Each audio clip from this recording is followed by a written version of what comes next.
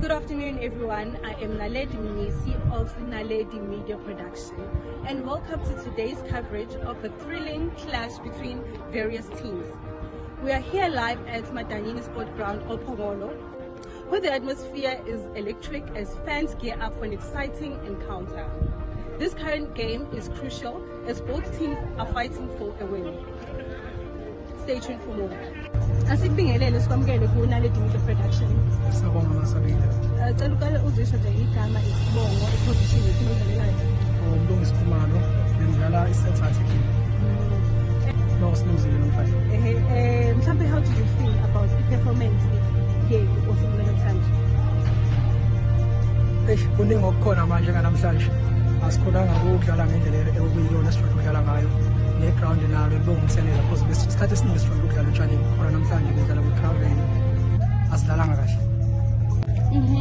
Mhlambe imaphi ama-strategies enziwa implementa going to the next match?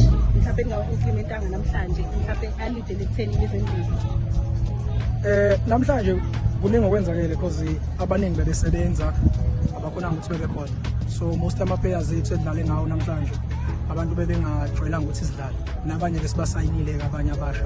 Cabanga ukuthi for next game kuzobe sekungconywana because sobe sesazana kangcono. Besiqala ukudlala ngabo namhlanje. Lakho lokugcina. No, ngizobonga nje kubhuti uJalo kuyena ohlezi sinika ama-update kuyo yonke into esiyenzayo njengoba sidlala nangekhathi nanginani. Isikhathi esiningi lesijwayele ukuthi sigcine singasafikanga ngezathu ukuthi abaningi bavelelwa kuthiwa bayasebenza, abaningi bayayisebenza. Manje sigcine sesiphazamiseka ama-games abaningi sakhona ukwa-attenda.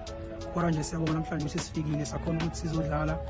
Kungabe ukuthi sihlile emakhaya senzile ukuthi umuntu azegcina mhlambe eyoyiphuzela utshwala sizile sazokhona ukuthi sijime then siyabuyela emakhaya sofresha up then khathi sibona indeni yethu.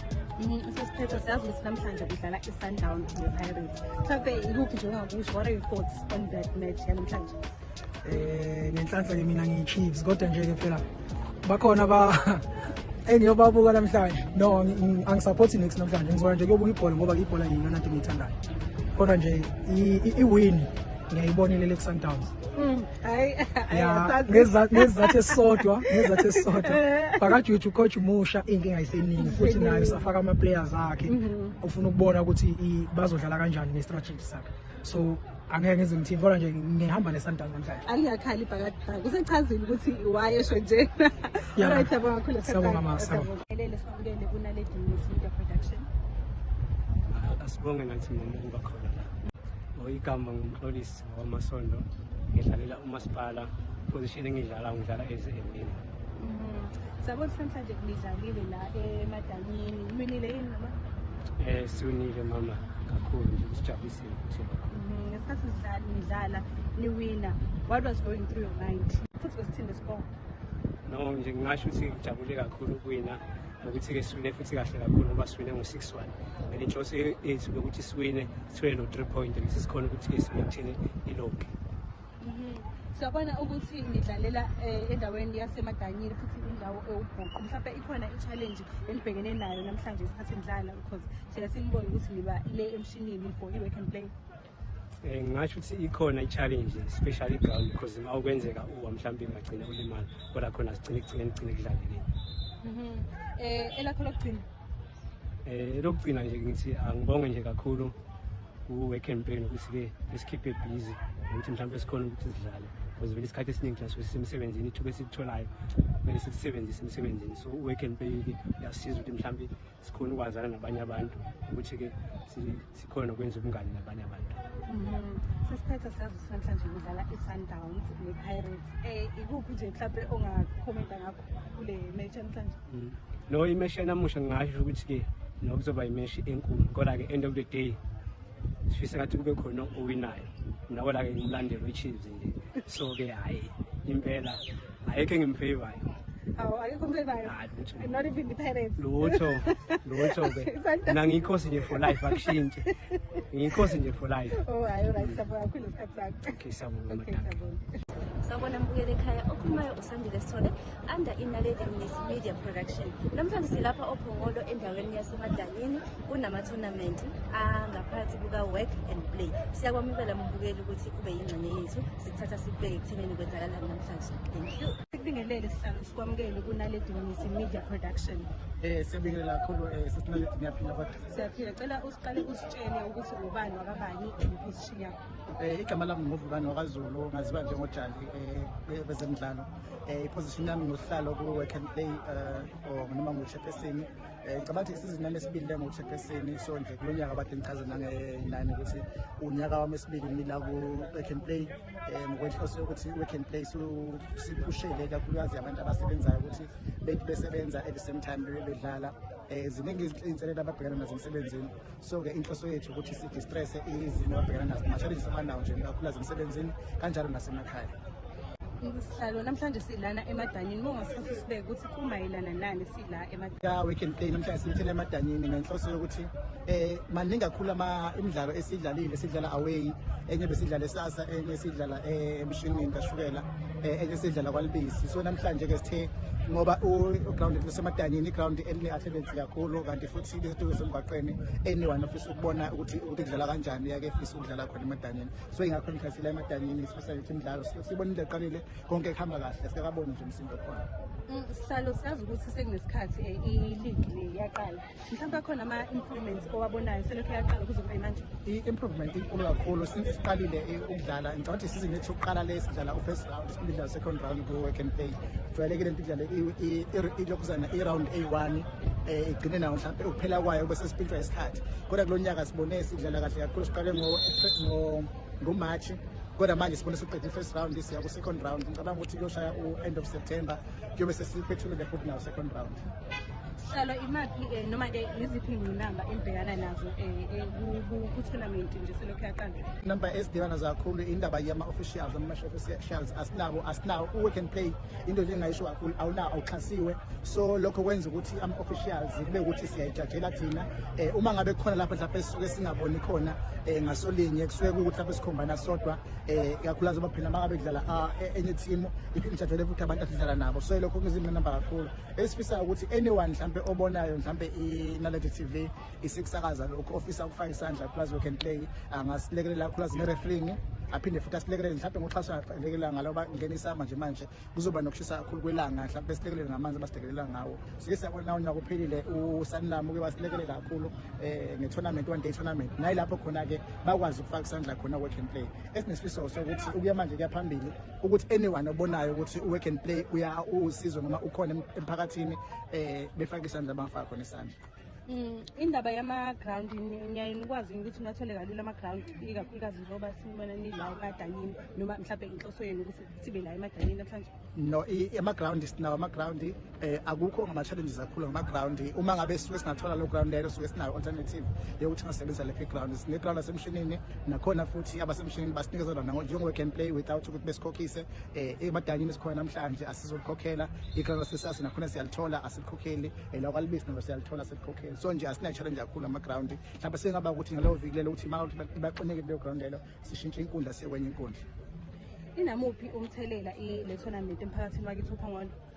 Uma ngibheka nje i-work and play since uqalile, izinga kakhulukazi labantu abasebenzayo abacwila kakhulu ophuzweni, kwehlise kakhulu ngoba njengoba sila egroundini nomgqibelo namhlanje akekho umuntu ocabanga ukuthi ngabe usotshwaleni noma mhlawumbe usethaveni. Wonke umuntu la egroundini uzodlala, uqeda ukudlala uqeda lapho uyabukela. Izinga kakhulu nezinga nje lokuzwano lukhuphuke kakhulu uPhongolo since siqala i-work and play, okuyilokho esikudingayo emphakathini ukuthi kube nokuthula futhi kube nozwano. Uma ngathiwa mhlawumbe wenza ama-improvements kuyo le tournament, mhlawumbe imaphi ama-improvements ongawenza kule tournament? Engicabanga ukuthi njengamanje into engimathiwa nje khona ushintsho engifuna ukulwenza ukuthi si-implemente more wabantu noma sifake more abantu abasebenzayo bephinde bejoyine work and play, ngoba ziningi indawo abasebenzayo even kwamasipala bakhona abantu abasebenzayo, kwa-health bakhona abasebenzayo, kodwa abangekho kwa-work and play. And okuyi-challenge kakhulu futhi mhlawumbe ngikhohlwe ukusho ukuthi we have a challenge nge-work and play. Akusiyo isport noma isoccer kuphela, kodwa i-work and play uquba i-netball, uquba i-volleyball, uquba noma isiphi isport esikhona. So sini-challenge ukuthi oPhongolo asinawo enye mhlawumbe enye i-code okanye enake u-netball, asinawo netball. Uma ngabe si-awada nje u-netball asibi nawo mhlawumbe ukuthi kube khona ithini esi-awadayo ku-work and play. Sihlalo mhlawumbe sesiphetha elakho lokugcina. Okugcina nje ngifisa ukuthi-ke ngibonge kakhulu kwi-Naledi TV ukuba khona kwayo nanokuthi ukusuka manje kuya phambili siyafisa ukuthi ibe khona sikwazi ukuthi sidistributele imidlalo yethu Work and Play nawukuthi-ke sifisa ukuthi kube nozwana nobumbano kakhulukazi kubantu abasebenza nabadlala Work and Play ngoba ukudlala la kukhombisa ukuthi sakhe ubungani siphinde futhi sakhe futhi uzwana nobumbano. So uma ngabe mhlawumbe ngelila ngingahamba kahle esimeni yakho akusho lokho mhlawumbe ukuthi sekumele mhlawumbe kukhonjwane noma kubonane edrobheni kukhonjwane kodwa sifisa nje ukuthi kube nozwana kakhulukazi emphakathini esiwakhele phongolo. Sihlalo namhlanje kudlala i-Pirates ne-Sundowns. Ikuphi nje mhlawumbe ngakusho kuleyo match? Umdlalo phakathi kwe-Sundowns ne-Pirates ngicabanga ukuthi ngokuya kuwo phakathi kwabo both baya ku-50-50 bonke badlalile badliwa badlalile futhi abanye badrosha. So engicabanga ukuthi umdlalo nje ophakathi nendawo angeke ngisho mhlawumbe ukuthi ngawela kubani but ngodominance iyadominate kakhulu Sundowns but-ke sifisa nje ukuthi bomdlalo nakhona omuhle kakhulu noma ubani owina simfisela inhlanhla ukuthi aqhubeka phambili. Sihlalo sabanga khona isikhathi sakho beke into osikhuluma nawe. Siyabonga kakhulu. Sibingelele mhlonishwa somndeni waNaledi Media Production. Ngiyabingelela kakhulu Ntokazi, ngibingelela usufikile lapha ewadini wa-9 siyabonga nje konke sibone kwenzeka. Ngicela uqale introduce njengoba sisifuna khona la kwa-9. Mina-ke igama lami nguThembos wakwaSihlongonyane Isibongo ezabantu balapha ewa-9 bengazi njengoba bangivotela noma kwenzeka-ke okwenzakalayo kodwa-ke ngikhona emphakathini ngibambe iqhaza elikhulu emphakathini. So nje lonke usizo abahlali basewadini abalifuna balithola kimi ngoba bangikhetha bangethemba yonke into nami ngiyenza ngokuthembeka kakhulu. Mhlonishwa sifikile la namhlanje ku-Ward 9 endaweni yaseMadanini sabona ukuthi kukhona ezemidlalo eyenzakalayo khona la eMadanini. Mhlampe uzizwa kanjani ukuthi kwenzeka into enkulu kangaka emphakathini wakini? Uyabona u-Ward 9 ngempela angifuni ukunikhohlisa umphakathi iwadi leli lama-sports.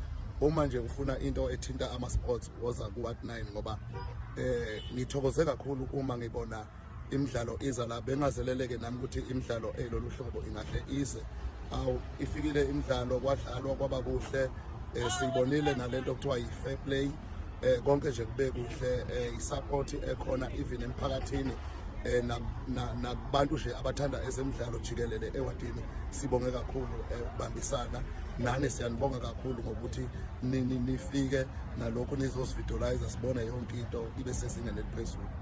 Siyazi ukuthi abantu abasha sebegcina kakhulu ukuzidakayo isport inhloso yami yikho ukuthi abantu abasha ngiyazi ukuthi abantu abasha ibona abathathekayo ezintweni lezi ezidakamizwa bathatheke ezintweni eziningi. So siye sathi-ke abantu abasha ukuze bengayibandakanyi ezintweni eziningi asibuyise ama-sports nama-sports singabaholi nje sikhona ewadini sifisa ukuthi sibize nama-scout afike la azobona leli khono esinalo noma esilibonayo elokhu liba khona usuku nosuku lidevelopa kwesinye isikhathi uyabona ukuthi kungaphuma even abadlali bafana la uma nabafana benakwa ngendlela efanelekile.